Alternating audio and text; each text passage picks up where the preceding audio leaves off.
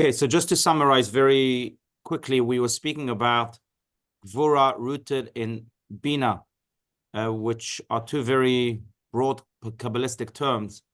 But basically what it says, it speaks of this quality of the Benoni to say no, to simply say no. That comes from Gvura, which is the attribute of discipline or severity. And that comes from, or is rooted in Bina, which comes from that intellectual attribute of Bina, which means the development of wisdom, maybe intelligence.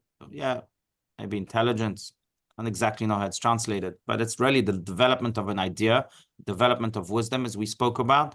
And what this is saying is that the Benoni is able to say no to any foreign thoughts or anything that may deviate him from his godly path in a manner that doesn't allow that thought to creep in and to be developed. It says no even before it starts playing games in his mind.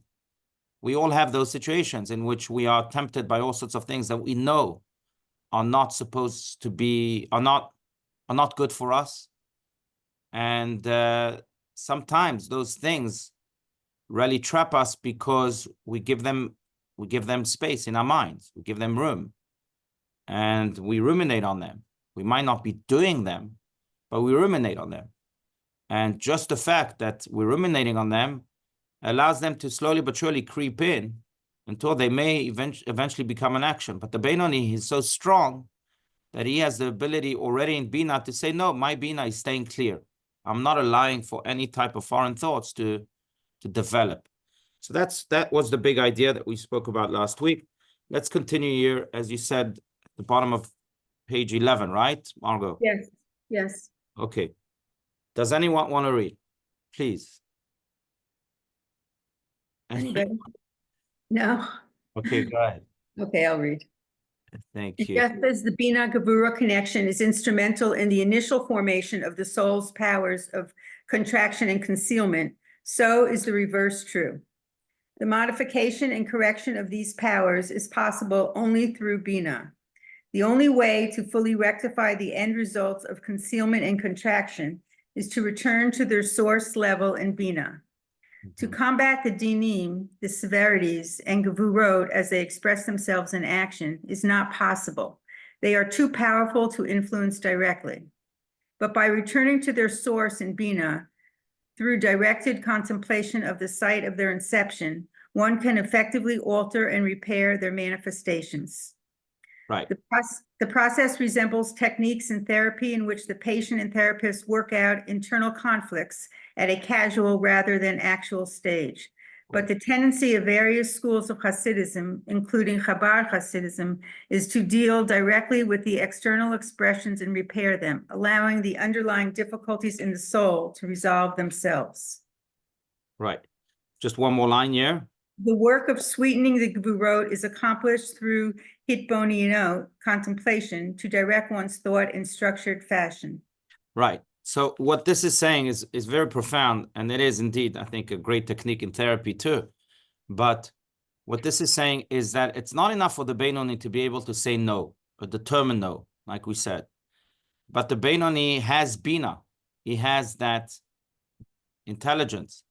And therefore, he also, after saying no, even before saying no, he says to himself, I have to understand where these foreign thoughts are coming from. Because it's not enough for, I'm glad that I'm saying no. I'm glad that I'm not allowing them to creep in, but I don't want them to be knocking on my door in the first place. So let me try and understand where they're coming from. Let's go to the very cause, to the very root of those foreign thoughts. He does that through Bina, through that ability to contemplate. And then once he understands where they're coming from, then he's also able to cure himself fully so that they don't keep coming and knocking on his door. These are two general methods, I think, in healing, right? You can deal with the symptoms or you can deal with the roots of the symptoms. Dealing with the symptoms means that you've dealt with the problem temporarily, because if you haven't dealt with the root, it's going to keep coming back. But if you go to the very root and you uproot the root, then uproot at the root. I don't know if that makes sense, but if you go to the very root and you take care of business there, then it won't keep coming back. Then you've dealt with the problem in a permanent way, not just temporarily. And that's what the Beinoni is able to do through his Bina. Chokhmah can do that. Chokhmah is too fragile. It's too fleeting. Bina is, remember, the second stage, the development of Chokhmah, in which I'm able to really think. And by the way, this was the custom, I know it says that in various schools of Hasidim, but this is the custom of Hasidim themselves, that they would meditate and contemplate before prayer even, very often on the root of their behaviors, to see what can I do today that's going to change my complete being. And it has to start with meditation. It has to start with asking, what's in the root that I can uproot? That's not good for me. That's how they used to pray. Even the Talmud says that Chasidim Rishonim, the first Chasidim, in the Tractate of Brachot, it says so, they would Ayoshvim, they would sit down and contemplate for at least an hour, 2 hours before prayer. What did they do then? It doesn't say that they learned, they studied. It says that they meditated. So what did they do? According to the Hasidim, that's what they did. There was a great Hasidic Jew, Mendel Futerfas, who we've spoken about many times. But every night when he would go to sleep, he would say this. Every night when he would go to sleep, he would say, tomorrow I'll be completely different. Tomorrow I'll be completely different. Now, how do you attain that? You can't attain that by just dealing with the symptoms. If you want to be completely different, you have to go to the root. So Bina is used in order to understand why these thoughts that I'm saying no to are even coming to me in the first place. That's really what this is saying. Now, you of course have to be intellectually equipped to deal with that. Sometimes I will add, you need help. You need someone else's perspective. But it's something of tremendous value, because then you are really uprooting that which is negative for you. I think mentors do that. I think people just picking people's brains sometimes that really care about you can help with that too. And sometimes you can do it alone. But most important is that we're in this world of Bina that can really uproot issues. That's that.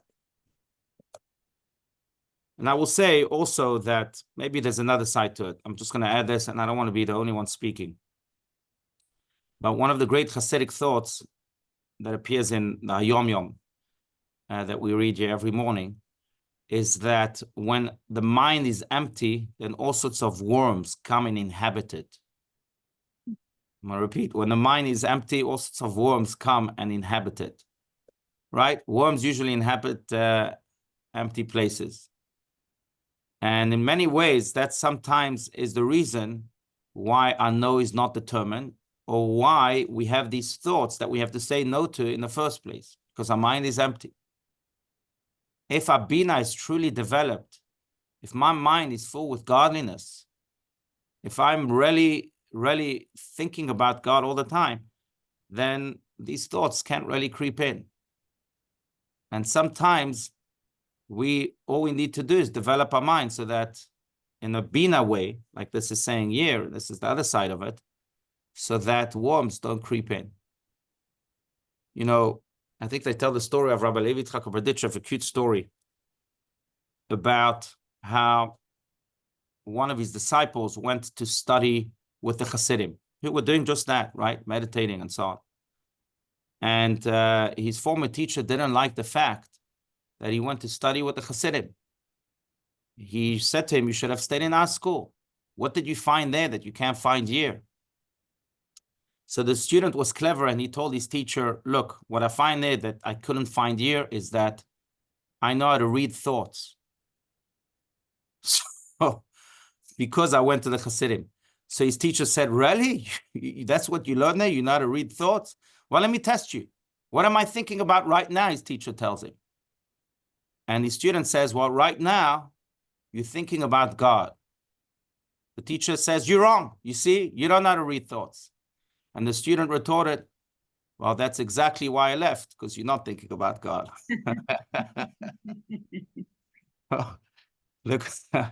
The question is, again, what is our mind filled with, right? What am I thinking about? Is my mind empty and I'm allowing worms to create my thoughts?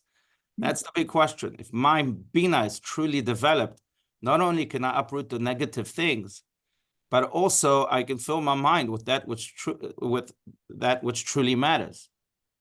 And that in many ways also not only blocks foreign thoughts, but doesn't even allow them to knock on the door. In a practical way, the ethics of our father says that the greatest curse is boredom. That boredom gives birth to all the big curses of life. And it's true. In the mind, especially in the world of the mind, especially, when I'm bored and my mind is empty, then all sorts of worms come in. There's a historian by the name, I don't know if I've mentioned, but by the name of Robert Nozick, that has a theory that most wars in the world began because nations were bored. They needed some excitement. France started up with Great Britain and so on and so forth. That's what happens when the mind is empty. So the other side of this is not only should I meditate to go to the root cause and then uproot that which is needed, so taking care really of the root, not just of the symptoms, but also through Bina, I have to fill my mind with godliness, with that which should occupy my mind, not worms.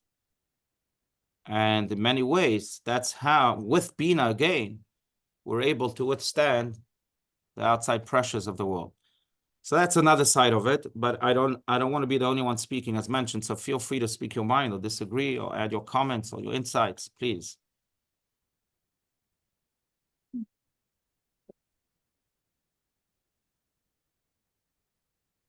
Otherwise, we can continue. Okay. We can continue. Through pondering on the greatness of God, the blessed Ein Sof, the infinite one, thereby generating intense and flaming love of God in the right part of the heart, then the Sitra Achra, the other side, in the left part is subdued, but it is not entirely abolished in the case of the Benoni. At certain times, the Benoni can also temporarily reach lofty heights when his understanding becomes crystal clear and his insight is heightened, when his heart overflows with the love and awe of God. At such a time, the evil nature is subjugated. This is not only an external control of the soul's garments, but an internalized and fundamental submissiveness, a white flag over a stilled battleground, a victory that is only temporary and partial, far from a complete nullification and uprooting of evil. Right.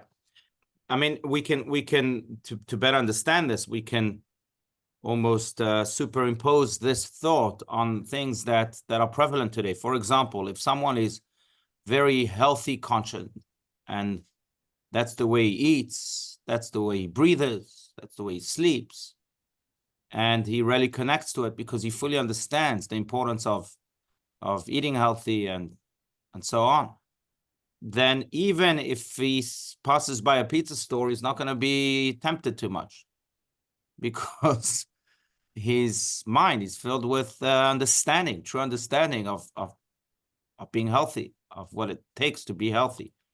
So it's true physically, and it certainly is true spiritually too here, that if I am truly connected with God, then it's not that I've completely eradicated the animal soul. The Benoni can't do that, but I've subdued it.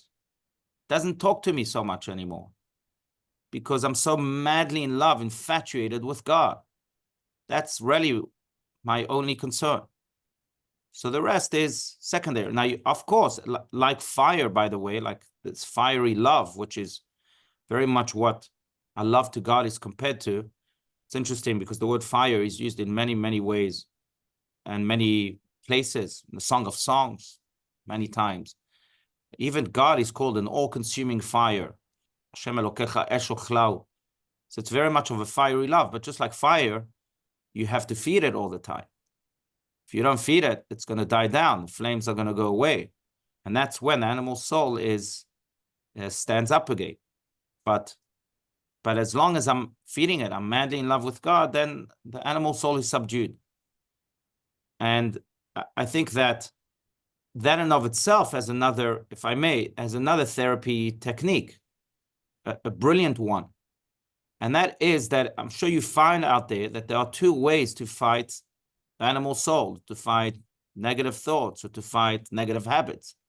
One is to constantly try and analyze the negativities of those habits, of those thoughts. And maybe to put yourself down, say, how dare you, look, going so low, and these things are terrible, and then you analyze why these things are terrible. But that's not the way of the Tanya here. The way of the Tanya is the opposite. It actually emphasizes the love of God. And the more you'll love God, the less you'll want these negativities, the less they'll speak to you.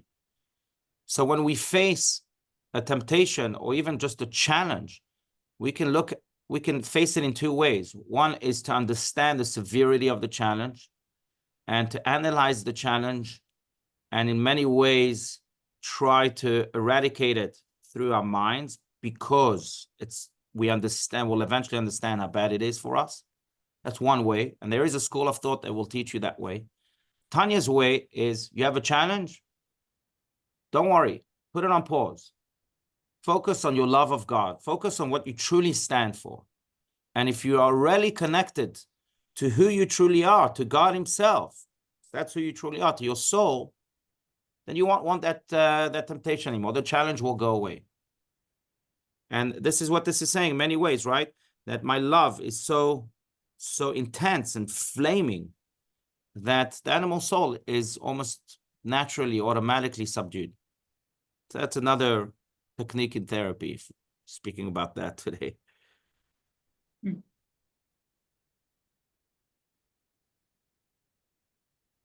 know, King David alludes to that in his book of Psalms, I think in, what is it, Psalm 33, I want to say 34, where he speaks of these two schools of thoughts, where it says, Sur merav v'aseh tov, refrain from bad and do good. Now, the third part of that verse, ubakesh shalom verodfeu, and seek peace and chase it. But in many ways, these are really the two schools of thoughts that we're speaking about here. One is refrain from bad, refrain from bad, refrain from bad. Oh, this is terrible for you. Refrain from bad. Say no, no, no, no. Fine. But that doesn't always cut it. And therefore, King David continues and says, Aseh tov, do good, do good, do good. Fill yourself with goodness. Fill your mind with goodness. Don't let worms come in. You can't just say refrain from bad. What are you doing? Rabbi Steinsaltz so powerfully once told me, when I was speaking about educating my children, he said, when you take away a toy from your son, when you take away something from your son as a consequence, as a punishment, it's not enough to take away the toy. You got to give him something else to do. Because if you take away the toy, all he's left with is how terrible his state is, because now he has no toy. But if you give him something else to do, something good to do, something that he'll enjoy, take away his toy, but you say, you know what? Let's go on the slides together if they're little, or let's go on a drive together and let's have coffee, or it doesn't have to be with you. Yes, I'm taking away your toy, but here's your favorite book to read, whatever it may be. Then I've also filled that moment with positivity that will eventually take him away naturally from the negativity that he was involved with. Because now he has something positive to do, and he's filled his life with positivity. Same year, Sur Merah is not enough. Refrain from bad is not enough. It's important, but it's not enough, because now I have this void. So do good, fill it with good, and then the worms won't come in. People who smoke cigarettes will tell you that when they stop smoking cigarettes, the biggest challenge they have is not just the craving, but what are they going to do with all the time they spent smoking cigarettes? And for them, that's a big challenge. Oh, I have time off. I usually go out and smoke a cigarette, but now I can't do that, so I'm going crazy. What am I going to do? So it's not enough Sur Merah. You got to do Aseh tov. And this is really what what this is speaking about here.